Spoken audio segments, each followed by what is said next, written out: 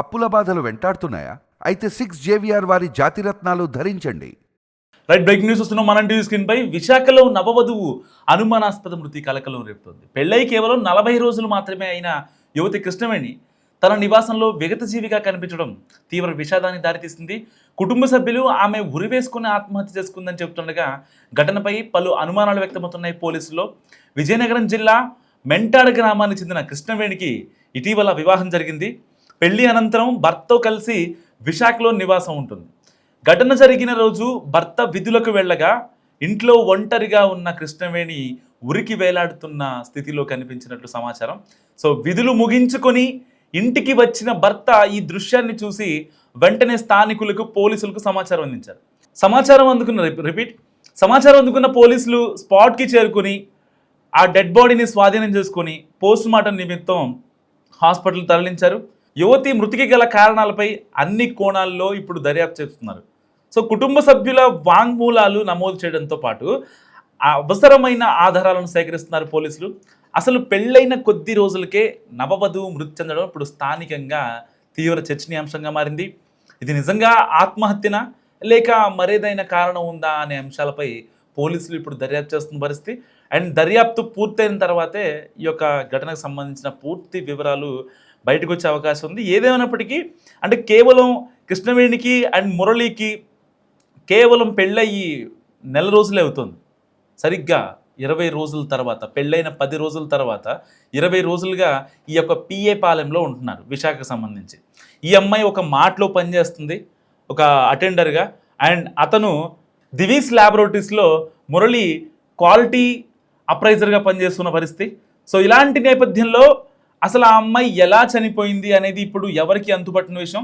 నిజంగా వాళ్ళ కన్న తల్లిదండ్రులే ఎవరిపైనా కూడా అనుమానం, అంటే వాళ్ళు ఎవరి మీద కూడా అనుమానించట్లేదు. మా అల్లుడైతే చాలా బంగారం, అలా అని మా కూతురు మంచిదని మేము చెప్పడం లేదు. సో ఆ అమ్మాయి మరి ఎందుకు ఆత్మహత్య చేసుకుంది అనే కోణంలో ఇప్పుడు పోలీసులు దర్యాప్తు కొనసాగుతుండగా ఘటనకు సంబంధించి కనీసం కృష్ణవేణి వాళ్ళ అమ్మ నాన్న ఎవరిని కూడా అనుమానించట్లేదు. అంటే మరి పెళ్ళయి 1 month అవుతుంది. సో ఇంకా కనీసం అటు ఇటు అత్తగారింటికి లేకపోతే పుట్టింటికి అటు ఇటు తిరగడాలు చాలా ఉంటాయి ఇంకా. సో అంటే ఒక 4-5 నెలల వరకు ఇవి జరుగుతూ ఉంటాయి కదా. సో అలాంటివి ఇంకా తన కాళ్లకు పారాణి ఆరకముందే ఆ అమ్మాయి ఎందుకు ఆత్మహత్య చేసుకుంది నిజంగా? లేకపోతే తనకి ఎక్స్టర్నల్గా ఏమన్నా బాధలుండా, లేదంటే ఇంకెవరినన్నా ప్రేమించి వాళ్ళతో వివాహం జరగలేదనా, లేదంటే ఈ యొక్క మురళి దివీస్లో వర్క్ చేస్తున్నటువంటి మురళియే ఏదన్నా ఇబ్బందులు పెట్టాడా అనే కోణంలో కూడా ఇప్పుడు పోలీసులు అనుమానిస్తున్నారు. సో ఇప్పటికే ఆ అమ్మాయి ఫోన్ని కూడా స్వాధీనం చేసుకునే పరిస్థితి. సో ఆ ఫోన్లో ఆ అమ్మాయి లాస్ట్గా ఎవరితో అయితే చాట్ చేసింది, ఇలాంటి విషయాల్ని ఇప్పుడు పోలీసులు తేల్చాల్సి ఉంది. సో ఎట్టి పరిస్థితిలో ఆ అమ్మాయి అంటే వితిన్ 1 monthలోనే ఆ అమ్మాయి చనిపోవడం అంటే అసలు ఎవరు ఎక్స్పెక్ట్ చేయని విషయం. నిజంగా ఒకవేళ ఆ అమ్మాయికి పెళ్లి కనుక వద్దు అన్న సిచ్యువేషన్ ఉంటే ఒకవేళ ఆ అమ్మాయి ఇంకెవరితోనో రిలేషన్లో ఉంది అనుకోవచ్చు. కానీ కృష్ణవేణి వాళ్ళ అమ్మా నాన్న క్లారిటీగా చెప్తున్నటువంటి అంశం ఏంటంటే, మా అల్లుడు మంచోడు, సో మా అల్లుడిని అనడానికి లేదు. ఒకవేళ మా పిల్లకి స్ట్రెస్ ఎక్కువయ్యా లేకపోతే ఇంకేదన్నా బాధలు ఉన్నాయా అని అనుకోవడానికి వాస్తవానికి ఆ అమ్మాయి ఒక 26 ఏళ్ల మహిళ. సో ఇప్పటిదాకా కొన్ని చిన్న చిత్తగా జాబులు చేసింది. ఒక ఫ్యూచర్ చూద్దామని చెప్పి వాళ్ళ ఊరిని వదిలి వైజాగ్ వచ్చారు. అండ్ భర్త కూడా కాస్త చదువుకున్నారు, దివీస్ ల్యాబొరేటరీలో ఆయన కూడా వర్క్ చేస్తున్నారు. నెలకి 25,000 రూపాయలు శాలరీ వస్తుంది. సో ఇటు ఆ అమ్మాయి కూడా ఒక మార్ట్లో పిఏ పాలెం వైజాగ్ అవుట్స్కట్స్లో ఒక మాట దగ్గర ఆ అమ్మాయి కూడా వర్క్ చేస్తుంది. సో ఇద్దరు జాబ్కి వెళ్తున్నారు, ఈవినింగ్ వస్తారు, ప్రశాంతంగా ఉంటున్నారు. అంత కాపురం అంతా బాగానే ఉంది.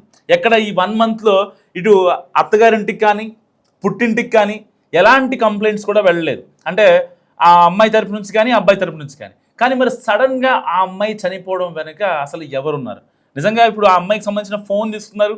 సో దానికి సంబంధించి ఫోన్ లాక్ ఓపెన్ అవ్వట్లేదు. ఆ ఫోన్ లాక్ ఓపెన్ అయిన తర్వాత అంటే CDRలు ఈ యొక్క కాన్వర్జేషన్ తెప్పించకుండానే తన ఫోన్తోనే పని అయిపోయే అవకాశం ఉంది. ఎందుకంటే ఆ అమ్మాయి ఇక్కడ ఇంటి దగ్గర ఉన్నటువంటి సిచ్యువేషన్ ఏంటి, జస్ట్ హ్యాంగ్ చేసుకొని ఉంది. మరి ఇలాంటి నేపథ్యంలో అసలు ఏం జరిగిందనేది మరికొద్దిసేపట్లో తెలియాల్సింది. మరి మీరేమనుకుంటున్నారో మస్ట్గా కామెంట్ చేయండి. రైట్, బ్రేకింగ్ న్యూస్ వస్తున్నాం మన టీవీ స్క్రీన్ పై. విశాఖలో నవవధువు అనుమానాస్పద మృతి కలకలం రేపుతోంది. పెళ్ళై కేవలం 40 రోజులు మాత్రమే అయిన యువతి కృష్ణవేణి తన నివాసంలో విగతజీవిగా కనిపించడం తీవ్ర విషాదానికి దారితీసింది. కుటుంబ సభ్యులు ఆమె ఉరివేసుకుని ఆత్మహత్య చేసుకుందని చెబుతుండగా ఘటనపై పలు అనుమానాలు వ్యక్తమవుతున్నాయి పోలీసుల్లో. విజయనగరం జిల్లా మెంటాడ గ్రామానికి చెందిన కృష్ణవేణికి ఇటీవల వివాహం జరిగింది. పెళ్లి అనంతరం భర్తతో కలిసి విశాఖలో నివాసం ఉంటుంది. ఘటన జరిగిన రోజు భర్త విధులకు వెళ్ళగా ఇంట్లో ఒంటరిగా ఉన్న కృష్ణవేణి ఉరికి వేలాడుతున్న స్థితిలో కనిపించినట్లు సమాచారం. సో విధులు ముగించుకొని ఇంటికి వచ్చిన భర్త ఈ దృశ్యాన్ని చూసి వెంటనే స్థానికులకు పోలీసులకు సమాచారం అందించారు. సమాచారం అందుకున్న పోలీసులు స్పాట్కి చేరుకుని ఆ డెడ్ బాడీని స్వాధీనం చేసుకుని పోస్ట్ మార్టం నిమిత్తం హాస్పిటల్ తరలించారు. యువతి మృతికి గల కారణాలపై అన్ని కోణాల్లో ఇప్పుడు దర్యాప్తు చేస్తున్నారు. సో కుటుంబ సభ్యుల వాంగ్మూలాలు నమోదు చేయడంతో పాటు అవసరమైన ఆధారాలను సేకరిస్తున్నారు పోలీసులు. అసలు పెళ్ళైన కొద్ది రోజులకే నవవధువు మృతి చెందడం ఇప్పుడు స్థానికంగా తీవ్ర చర్చనీయాంశంగా మారింది. ఇది నిజంగా ఆత్మహత్యనా లేక మరేదైనా కారణం ఉందా అనే అంశాలపై పోలీసులు ఇప్పుడు దర్యాప్తు చేస్తున్న పరిస్థితి. అండ్ దర్యాప్తు పూర్తయిన తర్వాతే ఈ యొక్క ఘటనకు సంబంధించిన పూర్తి వివరాలు బయటకు వచ్చే అవకాశం ఉంది. ఏదేమైనప్పటికీ అంటే కేవలం కృష్ణవేణికి అండ్ మురళికి కేవలం పెళ్ళయి నెల రోజులే అవుతుంది. సరిగ్గా 20 రోజుల తర్వాత, పెళ్ళైన 10 రోజుల తర్వాత 20 రోజులుగా ఈ యొక్క పిఏ పాలెంలో ఉంటున్నారు విశాఖకు సంబంధించి. ఈ అమ్మాయి ఒక మార్ట్లో పనిచేస్తుంది, ఒక అటెండర్గా. అండ్ అతను దివీస్ ల్యాబొరేటరీస్లో మురళి క్వాలిటీ అప్రైజర్గా పనిచేస్తున్న పరిస్థితి. సో ఇలాంటి నేపథ్యంలో అసలు ఆ అమ్మాయి ఎలా చనిపోయింది అనేది ఇప్పుడు ఎవరికి అంతుపట్టిన విషయం. నిజంగా వాళ్ళ కన్న తల్లిదండ్రులే ఎవరిపైన కూడా అనుమానం, అంటే వాళ్ళు ఎవరి మీద కూడా అనుమానించట్లేదు. మా అల్లుడైతే చాలా బంగారం, అలా అని మా కూతురు మంచిదని మేము చెప్పడం లేదు. సో ఆ అమ్మాయి మరి ఎందుకు ఆత్మహత్య చేసుకుంది అనే కోణంలో ఇప్పుడు పోలీసులు దర్యాప్తు కొనసాగుతుండగా ఘటనకు సంబంధించి కనీసం కృష్ణవేణి వాళ్ళ అమ్మ నాన్న ఎవరిని కూడా అనుమానించట్లేదు. అంటే మరి పెళ్ళయి 1 మంత్ అవుతుంది. సో ఇంకా కనీసం అటు ఇటు అత్తగారింటికి లేకపోతే పుట్టింటికి అటు ఇటు తిరగడాలు చాలా ఉంటాయి ఇంకా. సో అంటే ఒక 4-5 నెలల వరకు ఇవి జరుగుతూ ఉంటాయి కదా. సో అలాంటివి ఇంకా తన కాళ్లకు పారాణి ఆరకముందే ఆ అమ్మాయి ఎందుకు ఆత్మహత్య చేసుకుంది నిజంగా? లేకపోతే తనకి ఎక్స్టర్నల్గా ఏమన్నా బాధలుండా, లేదంటే ఇంకెవరినన్నా ప్రేమించి వాళ్ళతో వివాహం జరగలేదనా, లేదంటే ఈ యొక్క మురళి దివీస్లో వర్క్ చేస్తున్నటువంటి మురళియే ఏదన్నా ఇబ్బందులు పెట్టాడా అనే కోణంలో కూడా ఇప్పుడు పోలీసులు అనుమానిస్తున్నారు. సో ఇప్పటికే ఆ అమ్మాయి ఫోన్ని కూడా స్వాధీనం చేసుకునే పరిస్థితి. సో ఆ ఫోన్లో ఆ అమ్మాయి లాస్ట్గా ఎవరితో అయితే చాట్ చేసింది, ఇలాంటి విషయాల్ని ఇప్పుడు పోలీసులు తేల్చాల్సి ఉంది. సో ఎట్టి పరిస్థితిలో ఆ అమ్మాయి అంటే వితిన్ 1 మంత్లోనే ఆ అమ్మాయి చనిపోవడం అంటే అసలు ఎవరు ఎక్స్పెక్ట్ చేయని విషయం. నిజంగా ఒకవేళ ఆ అమ్మాయికి పెళ్లి కనుక వద్దు అన్న సిచ్యువేషన్ ఉంటే ఒకవేళ ఆ అమ్మాయి ఇంకెవరితోనో రిలేషన్లో ఉంది అనుకోవచ్చు. కానీ కృష్ణవేణి వాళ్ళ అమ్మా నాన్న క్లారిటీగా చెప్తున్నటువంటి అంశం ఏంటంటే మా అల్లుడు మంచోడు, సో మా అల్లుడిని అనడానికి లేదు. ఒకవేళ మా పిల్లకి స్ట్రెస్ ఎక్కువయ్యా లేకపోతే ఇంకేదన్నా బాధలు ఉన్నాయా అని అనుకోవడానికి వాస్తవానికి ఆ అమ్మాయి ఒక 26 ఏళ్ల మహిళ. సో ఇప్పటిదాకా కొన్ని చిన్న చిత్తగా జాబులు చేసింది. ఒక ఫ్యూచర్ చూద్దామని చెప్పి వాళ్ళ ఊరిని వదిలి వైజాగ్ వచ్చారు. అండ్ భర్త కూడా కాస్త కొంచెం చదువుకున్నారు, దివీస్ ల్యాబొరేటరీలో ఆయన కూడా వర్క్ చేస్తున్నారు. నెలకి 25,000 రూపాయలు శాలరీ వస్తుంది. సో ఇటు ఆ అమ్మాయి కూడా ఒక మార్ట్లో పిఏ పాలెం వైజాగ్ అవుట్స్కట్స్లో ఒక మాట దగ్గర ఆ అమ్మాయి కూడా వర్క్ చేస్తుంది. సో ఇద్దరు జాబ్కి వెళ్తున్నారు, ఈవినింగ్ వస్తారు, ప్రశాంతంగా ఉంటున్నారు. అంత కాపురం అంతా బాగానే ఉంది. ఎక్కడ ఈ 1 మంత్లో ఇటు అత్తగారింటికి కానీ పుట్టింటికి కానీ ఎలాంటి కంప్లైంట్స్ కూడా వెళ్ళలేదు. అంటే ఆ అమ్మాయి తరపు నుంచి కానీ అబ్బాయి తరపు నుంచి కానీ మరి సడన్గా ఆ అమ్మాయి చనిపోవడం వెనుక అసలు ఎవరున్నారు? నిజంగా ఇప్పుడు ఆ అమ్మాయికి సంబంధించిన ఫోన్ తీసుకున్నారు.